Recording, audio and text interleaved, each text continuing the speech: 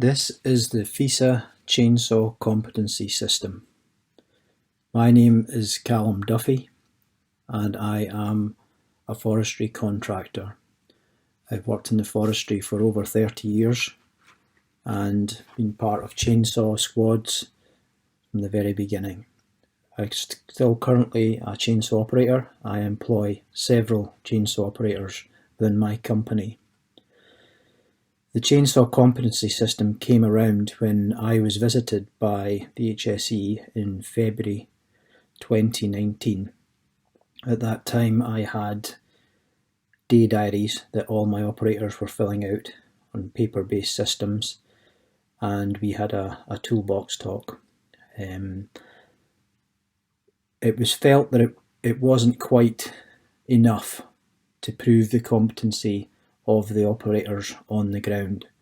So with that in mind and that challenge that was set to me, I went and looked at what other countries were doing and how they were proving the competency of their chainsaw operators. Certain countries like Canada and New Zealand had made the move to a competency-based system. So rather than relying heavily on certification as we do here, they had actually moved towards a lot more up and above the certification. So I started to work on this system for my own company and how I could implement that with my chainsaw operators. And then I designed what you see now, which is the FISA Chainsaw competency system. I was the chairman of the chainsaw working group at that time. I still am the chairman of that working group. And I brought the draft of what I had designed to the group, and there was feedback from all stakeholders, chainsaw operators and managers to take it to where it is now. So the system itself, as you see it, is an outline of how you may monitor the competency of a chainsaw technician. As said before, the industry now realises that certification alone is not adequate to prove the competency of an operator. What is more important is the recording of the consolidation process of an operator's training. So when they sit initial training, if it's 6 weeks it takes for them to go to their next stage, or preferably longer than that, 6 months, that consolidation of their initial training is recorded, rather than just a whistle-stop tour through the qualifications and come out fully qualified but not have consolidated even the initial training.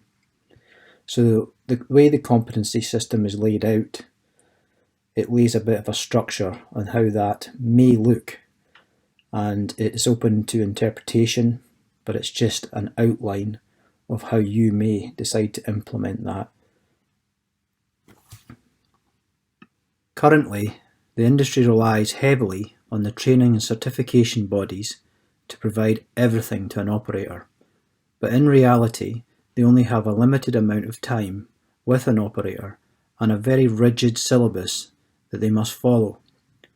The chainsaw competency system will provide some structure as what should happen after training occurs, and some of the associated benefits to all parties if a similar system is adopted. Some of these benefits are: there's now a definite path to follow. There's structured consolidation periods between qualifications. If followed properly, industry recognition for this type of system will be given. It gives the impression of a professional approach. There is now quantifiable proof of competency. And if followed properly, you will be able to prove your worth as an operator.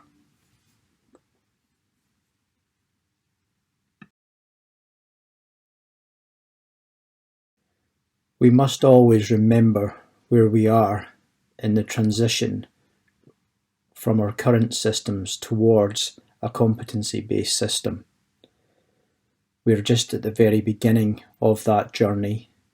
In certain other countries, it took well over 10 years to move towards a full competency-based system. The systems we have in place at the moment will support that transition.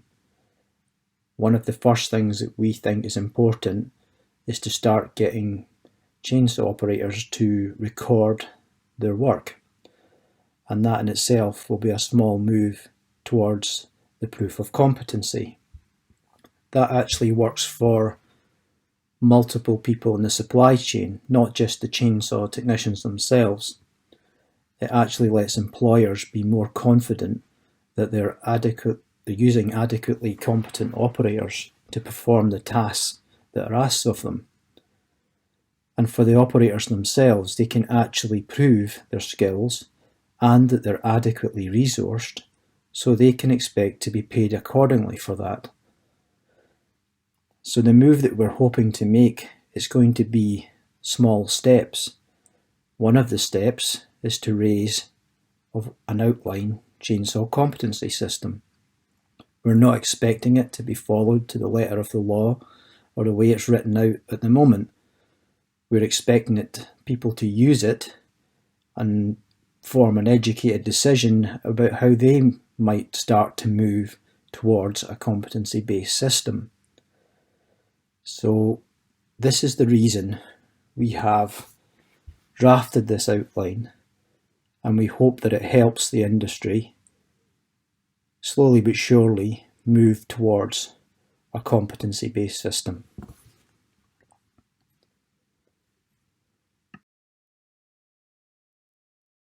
To summarise, the chainsaw competency system is an outline document, and we encourage anyone within the industry who wants to take this document and the concept behind it and try and work with it, however small these steps may be.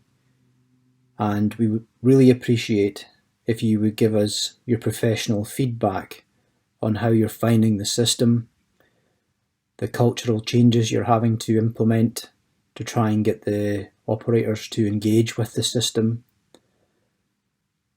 And we're here to help. And like we said previously, that the system is an outline, and if that feedback can help us make the system more usable, we're more than happy to engage and do so. Thanks very much for your time, and please ask questions at the end of the webinar. We'll be here to answer any of these questions.